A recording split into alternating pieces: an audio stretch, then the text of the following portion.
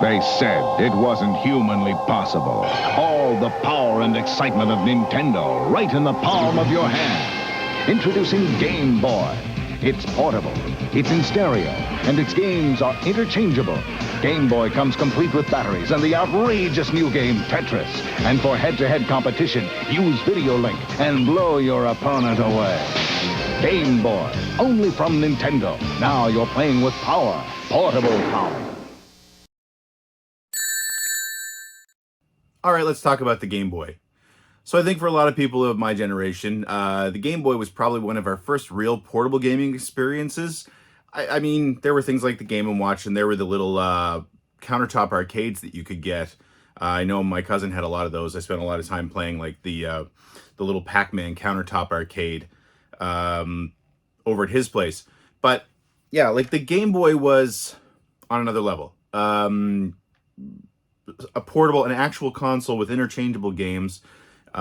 That, again, in a time where a lot of us didn't even have our own televisions in our rooms, and unlike today where most kids, even at a very young age, have access to their own screens that they can pretty much use whenever they want, give or take based on parents' discretion.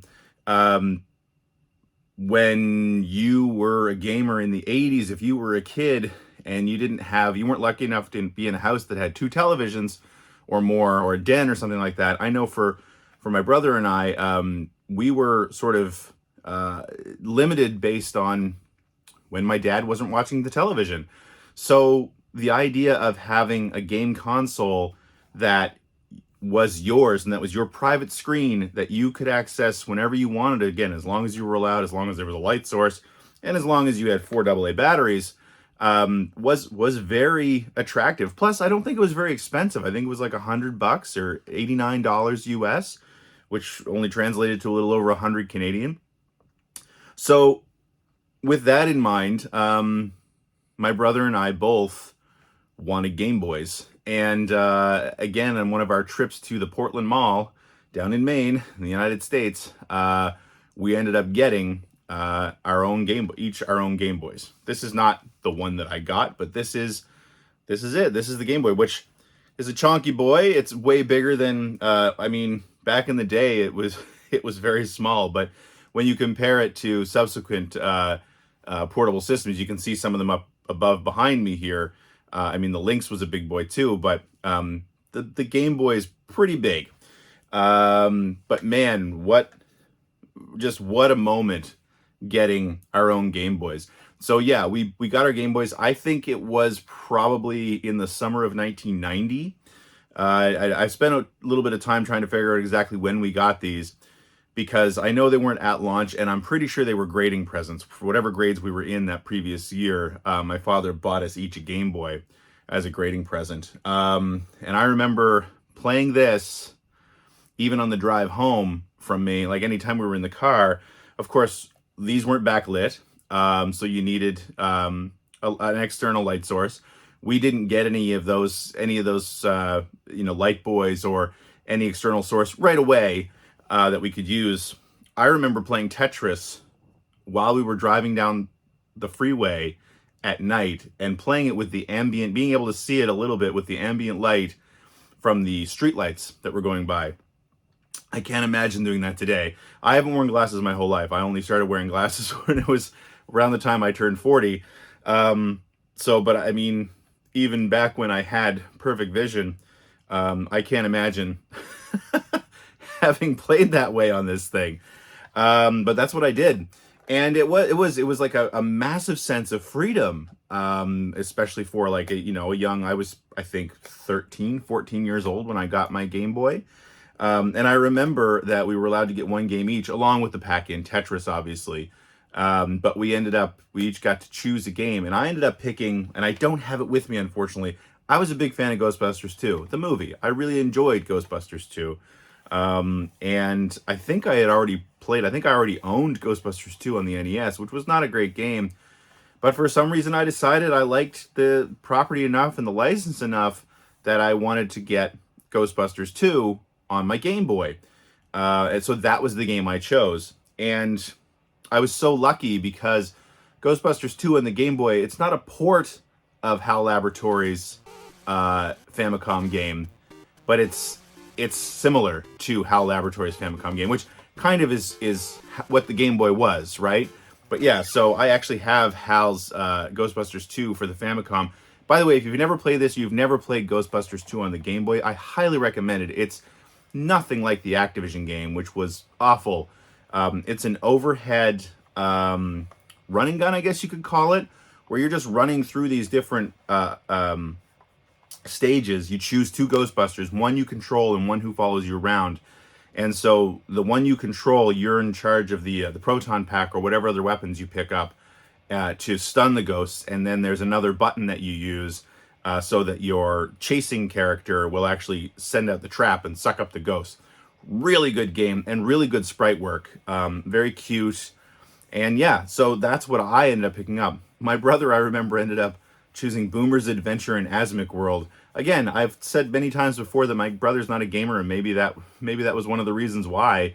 Not a great game. It was from Asmic. I think it was just an overhead puzzle game. It might have been like a little bit like Hyankyo Alien, where I think you had to dig pits to capture enemies. Anyway, he didn't love it. But I was crazy about my Game Boy. And ended up, the more I've been thinking about it, getting into this video, the more I've been realizing that my time with my Game Boy wasn't all that long, because kind of like with the NES, if I got this in 1990, I ended up buying my Genesis, or I think trading for my Genesis, in mid-1991, but just before Sonic came out, so about halfway through 1991. And to get my Genesis, I sold my Game Boy and my collection of games, which I think I'd racked up around 30 games at that point. So, yeah, my time with the original Game Boy was short but intense, because I played a lot of games on it. But again, if anything came up past 1991, I never really played it. But yeah, so as was the case playing video games as a kid, most of my memories of this console have to do with sort of the time I spent playing games with friends. I remember sort of one of the friends that I played all my NES games with, like the guy whose house I went to, and we had sleepovers and all that stuff.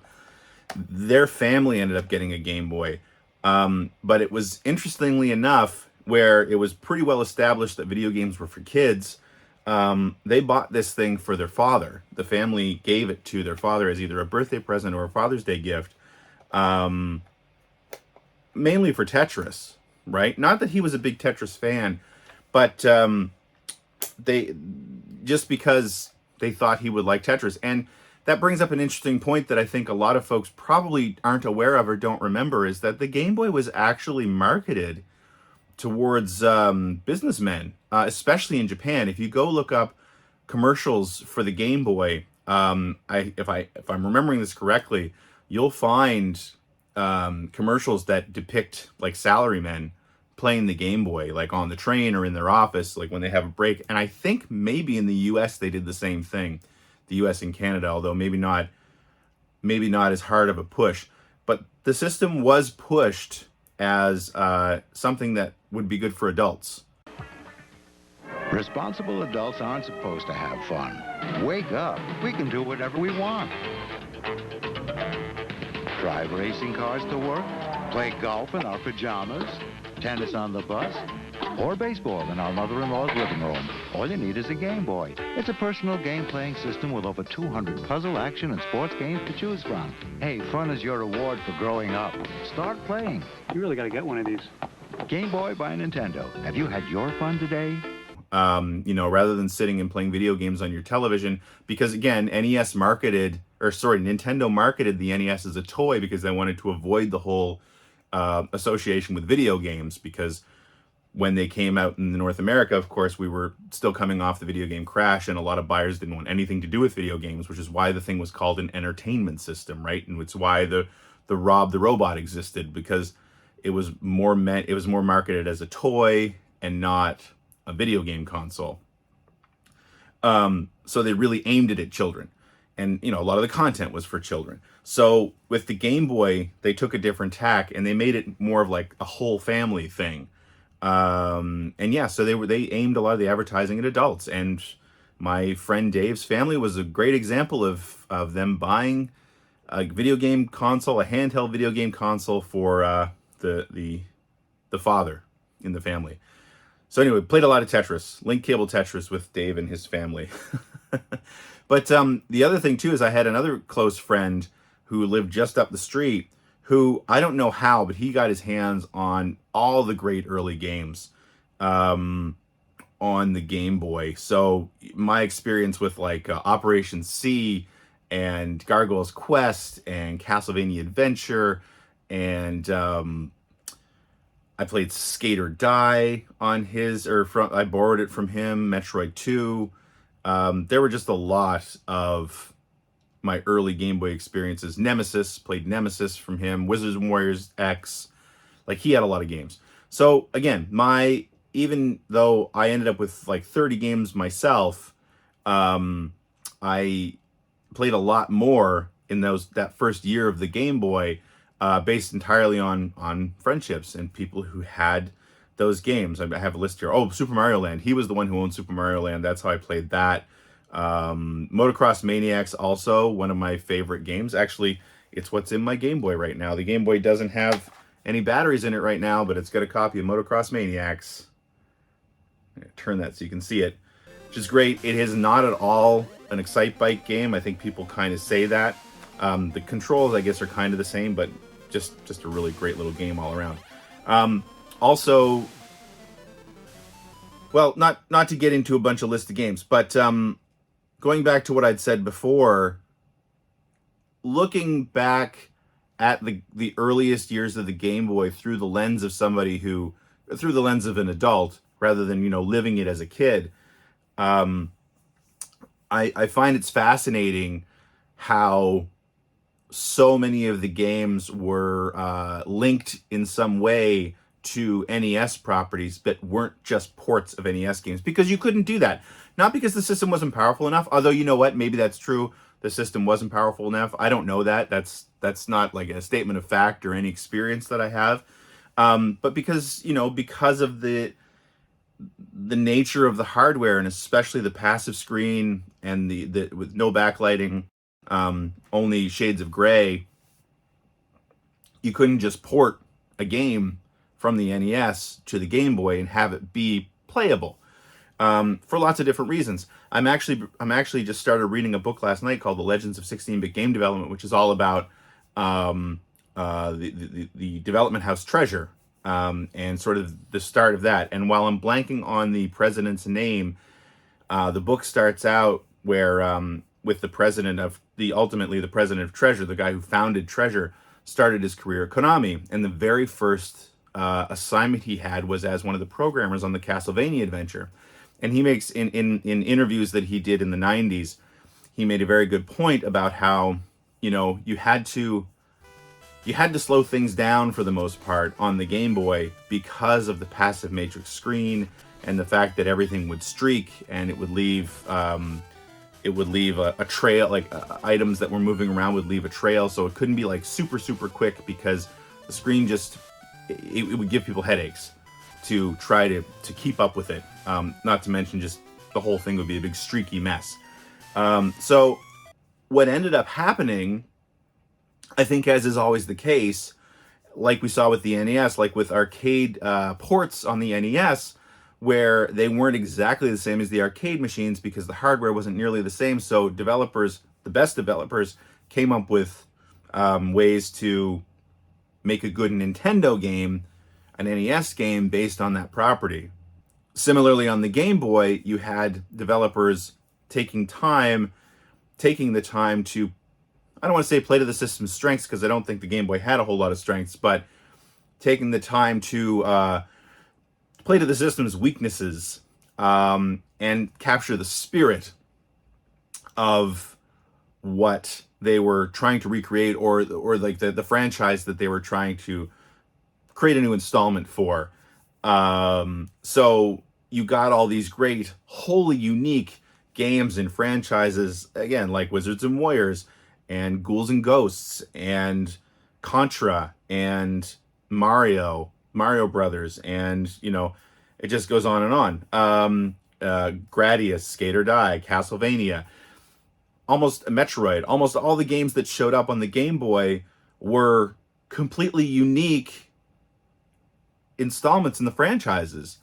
I love that. I love that about the Game Boy. And the other thing was that some of the sprite work on the Game Boy in those early games is some of the prettiest you'll see, just because, again, they were playing to the weaknesses of the system, but you can still get some really intricate stuff. I still remember playing Ghostbusters 2 and being really impressed by the level of detail that you saw on really tiny overhead, like like you're starting in like the courtroom as an example from the movie, and like you're just, maybe I'm wrong about this, when I go to do footage when I go to add footage to this video, I might end up being wrong, but I just remember like even the little caricature, like the chibi versions of the Ghostbusters and like the knocked over filing cabinets, and there was just a lot of detail in the background in a lot of these games. Gargoyle's Quest is another great example of that, where there was just a lot of detail in the backgrounds of a lot of these games that you didn't quite expect from a Game Boy. You didn't quite expect from this,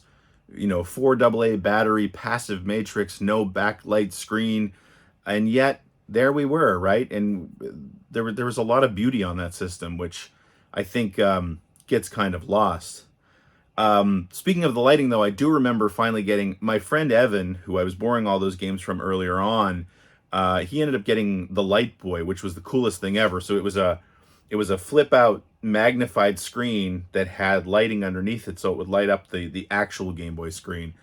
I had what was called, like, I think it was Newbie that created it, and it was literally it was a battery pack that clipped on the top of the Game Boy, and then had a border that came down right around the screen itself, not the bezel, but like it bordered the actual screen, and it had lights on the inside that would just flood light onto the screen. It led to really bright outer areas on the screen and a dark inner section, but it worked for me. So I remember, playing a lot of games, especially when we were going to the racetracks on the weekends, coming home from the races from my uncle running a race. It was always dark. It was always a long drive, and I was always bored because I didn't want to sit there and talk to the adults. I didn't care what they had to say about things. So I sat and I played my Game Boy. Because it ran on 4 AA batteries that lasted forever. I had a light. I didn't have to ask them to turn on the cabin light because they wouldn't have said yes anyway. And I played my Game Boy. And one of the games that I played a lot of, I got a few other ones I'll talk about, but this is another good example. And this is the only boxed Game Boy game I have right now. This is not my original copy, though. I bought this used at Funko Land when I worked in Chicago. Was the Final Fantasy Legend, which was not a Final Fantasy game. It was, I believe, a Saga. I think it was the very first Saga game. But, of course, who the hell knew what a Saga was in North America? So they rebranded it here as the Final Fantasy Legend. And, man, it was good. I really enjoyed this game. I never did play Legend 2 or 3. I did play the Final Fantasy Adventure, which was a Seiken Densetsu, the first Seiken Densetsu game, which North Americans would probably know better as The Secret of Mana. The Secret of Mana. On the Super Nintendo, but the predecessor to that was released in North America on the Game Boy as the Final Fantasy Adventure. That was the first Seiken Densetsu game. But again, Final Fantasy, not at all like, because it wasn't actually made as a Final Fantasy game, not at all like the Final Fantasy I knew and loved on the NES, but because I loved Final Fantasy on the NES, I bought the Game Boy game and again, got a completely unique experience from Final Fantasy, so it was all good. Couple other games that I want to call out on here that I remember getting before I move on a little bit. Solar Striker, again, not a great shooter, but a really great shooter for the Game Boy. It was released by Nintendo, which I don't believe had released a lot of shooters up until that point.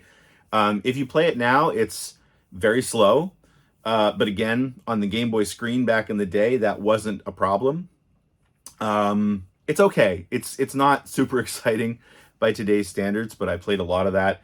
Batman. I've always held up Batman in the the Tim Burton Batman games as one of the elements of that I love about video gaming in the late 80s and early 90s, because even when you got these licensed games, a lot of them were terrible, but there were a fair amount that were good licensed games.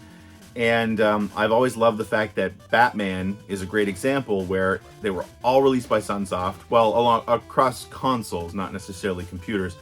They were all released by Sunsoft, and they were all completely different. NES was different to Genesis, was different to PC Engine, which never came here, was different to Game Boy. And the Game Boy game was just a very simplistic side-scrolling platform shooter that was loads of fun, and like all Sunsoft games back then had an amazing soundtrack. There was Gargoyle's Quest. A couple memories I have about Christmas with the Game Boy. I remember getting Double Dragon. Double Dragon, again, another great example on the NES of developers taking an arcade game that the NES probably wasn't going to do justice and completely flipping it around so that on the NES it was single player. The graphics had been refined a little bit to the point that I actually prefer them, and they added sort of RPG trappings where the more points you got for fighting enemies, the more abilities you would unlock. I don't remember if that made the switch to Game Boy. The Game Boy Double Dragon was actually a case of pretty much a direct port. It wasn't a lot different than the NES version, but I was a huge fan of the NES version, so I remember asking for it for Christmas one year. And if you watched my NES video, you'll know that my friend Colin, talking about Batman, he and his brother were getting Batman for NES one Christmas, and they had snuck into their mom's closet, found the game, opened it up, and we all played it, and then they closed it back up, taped it up with Scotch tape, the cellophane with Scotch tape, and then we're given it on Christmas morning. I believe Double Dragon was something I was getting the following year, and for Christmas, and I did the exact same thing. I got that idea from them. It's the one and only time I've ever snooped and found a present I was going to get, and I absolutely sliced that open. Opened it up, played through Double Dragon on my Game Boy, and then put it back in and taped it up and got it for Christmas. And I apologize if my Aunt Judith is watching this, but I did that. Another Game Boy memory I have for Christmas is I was big into Teenage Mutant Ninja Turtles, and the first Turtles game, which again was not like anything else, any other Turtles game, was called Teenage Mutant Ninja Turtles Follow the Foot Clan for the Game Boy. I remember my mom got me that for Christmas one year. We would always do Christmas with my dad first because we lived with my dad, and then we go over to my mom's place for the afternoon, and we do Christmas morning all over again over there. And she had got me Follow the Foot Clan, which is what I wanted for my Game Boy. And I remember once we, finished up all the gift opening and tied it up a little bit, and we were just sort of hanging out and waiting to have dinner, I fired up Follow the Foot Clan on my Game Boy, and if anyone has ever played that, it's not all that difficult, and it's not very long, and about 20 minutes after I'd opened it up, I'd finished it, which was a little bit disappointing, but I actually really loved that game. It had really big character sprites, and it was a very one-note game. You just walk a few steps forward, the Foot Clan would jump into the screen, you'd fight them, walk a few steps forward, do the same thing, but I love Turtles enough that I didn't care. But it did kind of suck to finish the game I got for Christmas that morning. And then a couple more games that I remember that really stand out. Bugs Bunny Crazy Castle was a great little puzzle game. And that's what the Game Boy was really wonderful for. Like, Bugs Bunny did have scrolling in it, and it did have enemies walking around, but nothing was too fast. And of course, they did release this game on the NES. This was by Kemco Seika. But it just worked as a Game Boy game, and I never ever liked it or really played it on the NES, but playing it on the Game Boy, I absolutely loved it. It just, again, the little screen worked great for those kinds of games. And one of the games that I always felt that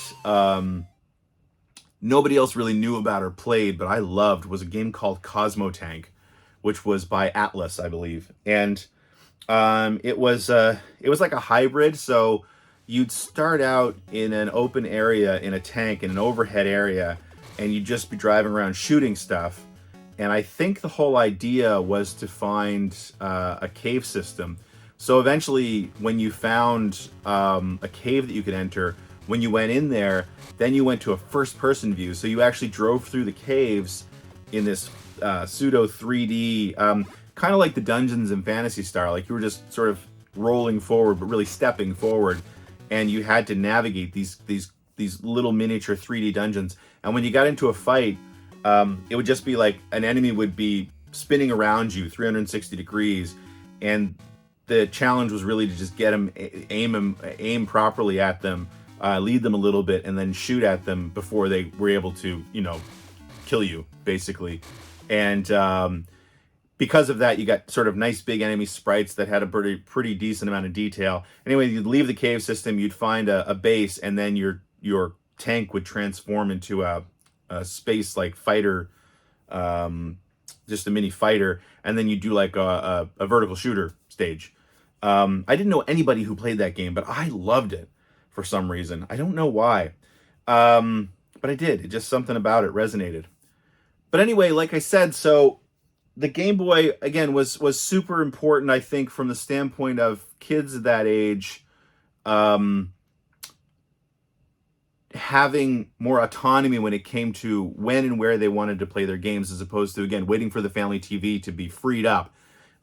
Especially, again, if you were in a household like mine where you had the one television and you had a father who liked to watch TV.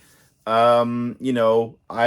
I mentioned in my NES video, I believe that, a lot of my gameplay was going to friends' places because my friend Dave did have a TV in his room, or waiting for my dad to go to bed, or if he was at work, that's when I got to play. Very similar to a lot of us when we got to watch television. I mean, there was a reason that kids programming was, on one block on Saturday mornings, because they knew that they didn't really need to do it a lot of other times. So yeah, like the Game Boy was freedom as far as that went. Plus the link cable was great to play with your friends. It introduced so many of us to Tetris. The Game Boy Tetris is still my favorite version of Tetris. There have been versions that I think you could say are objectively better since 1989.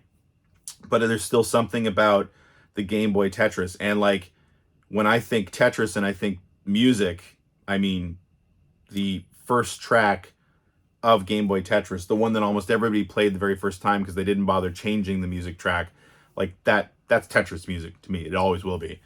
And it was interesting, I think, again, from a standpoint of starting to market video games to adults as well, which, when you think about it, is where they started. I mean, the first really popular electronic video games, like using screens, not just even that, I guess, but yeah, using screens. I mean, they were in bars. They were aimed at adults, and then it kind of got kiddified over the years, and Nintendo had a lot to do with that, and not in a nefarious way, like I said, just to try to, as a marketing thing, to try to avoid being associated with Atari and Coleco and all the third parties that had driven the industry into the ground.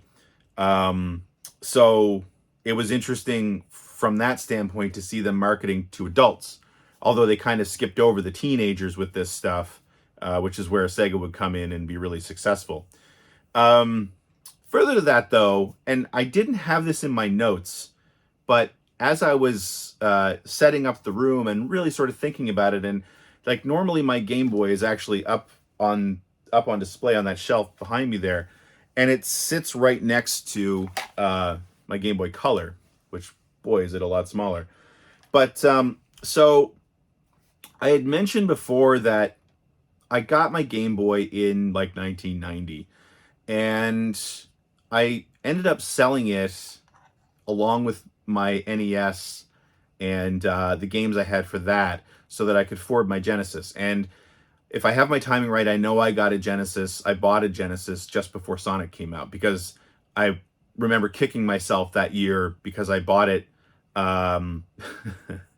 just early enough that I didn't get in on the deal where you got Sonic for free when you bought a Genesis.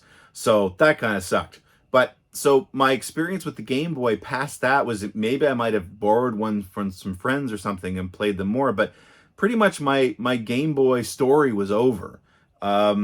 So, and I wasn't interested in portable consoles anymore at that point, because we had gotten to the point right after I got my Genesis I ended up getting a television for my room, and I was sort of off to the races. Like, so I was playing console games. I was concentrating on, Genesis and Super Nintendo, and then subsequently Saturn. At that point, I was actually starting to live on my own and stuff like that. So I just didn't consider the Game Boy. So, in fact, if you listen to Player One podcast, you've probably heard me say multiple times, anytime we do like review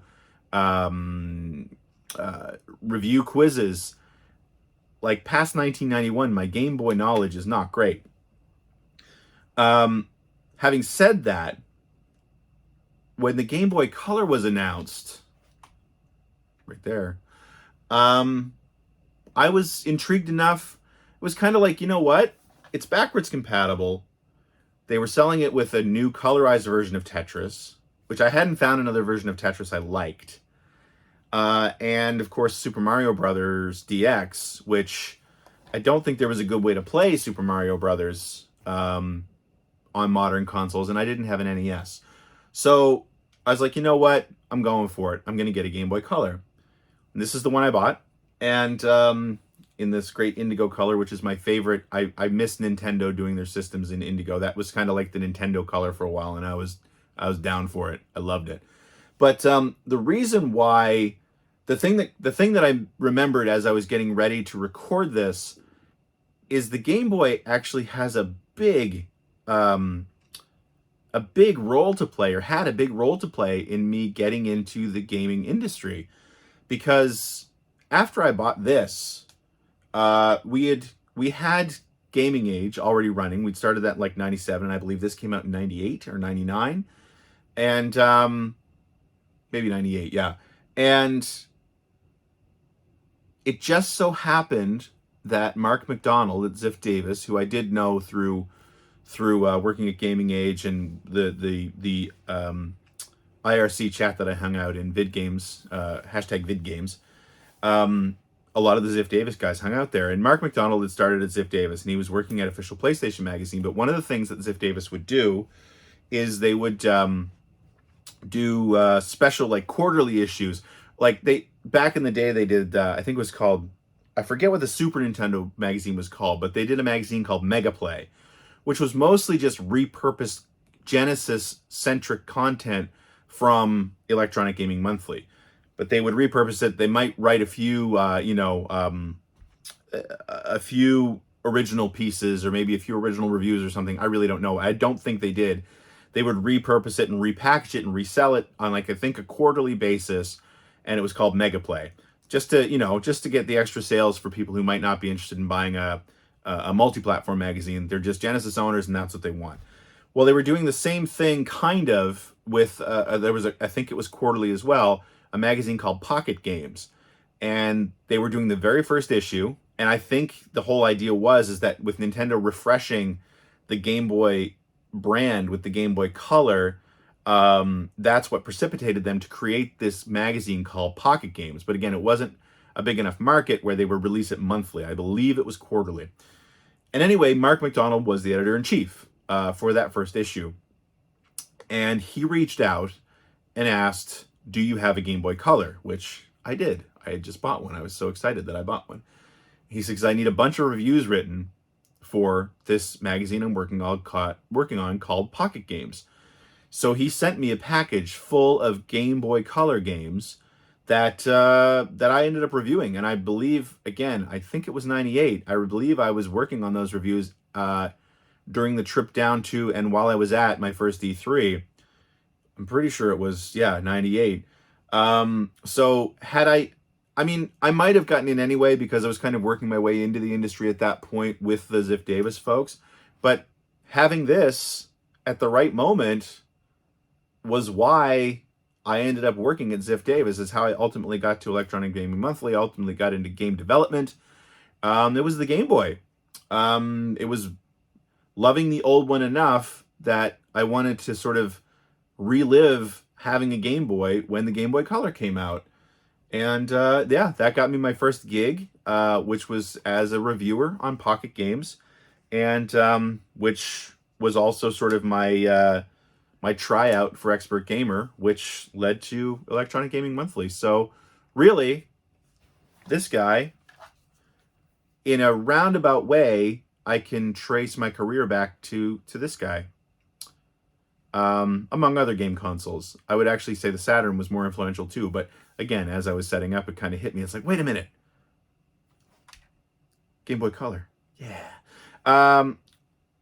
So yeah, so that's pretty much my memory of the Game Boy. Again, it's pretty short because my Game Boy career was pretty short-lived as a gamer, but had a huge impact. Just like I said with the NES, where I was really surprised when I sat down and really looked at the timeline for the NES. I can't believe that I was only playing that for a couple of years, considering how many games I played and how impactful that was for me as a gamer. And the same thing goes for the Game Boy. When I really sat down and started thinking about the timeline, I was like, I did not own this thing for very long, but so many memories and so many fond memories of playing Game Boy games. And again, you know, circuitous route to starting my career. By the way, if you haven't already, I do have a Let's Read video up for the first issue of Pocket Games. If I remember to do it while I'm editing this and uploading it, I will put a link to that somewhere in here. Hopefully I remember to do that. So I highly recommend you go check that out, because that was a fun video to make. And again, a lot of reminiscing about what it was like working on my first magazine. So that's going to do it for this episode of Growing Up Gaming. I hope you enjoy this. As always, please use the comments section. Let me know if you had a Game Boy when you were a kid or a young adult, and what kind of impact that had on you.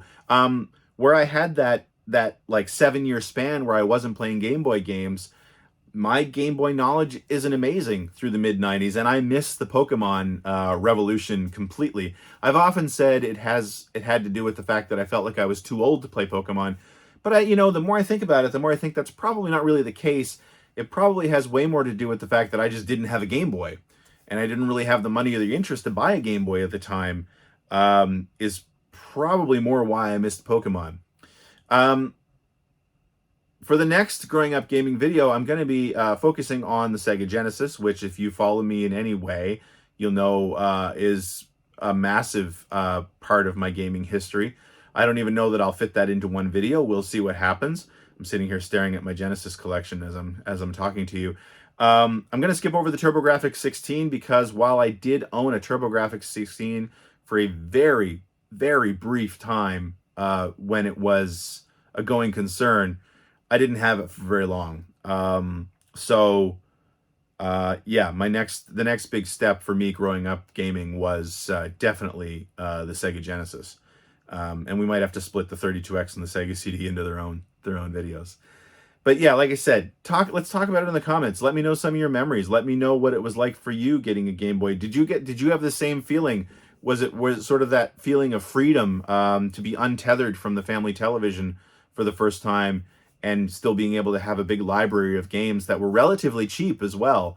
And what were your favorites? Did you have a favorite franchise on the NES that translated well to the Game Boy? Looking forward to hearing from you. Thank you as always for your support. Please consider supporting the show on Patreon. And like I said, I'll be back in a few weeks with another video about the Sega Genesis. Hope to see you then.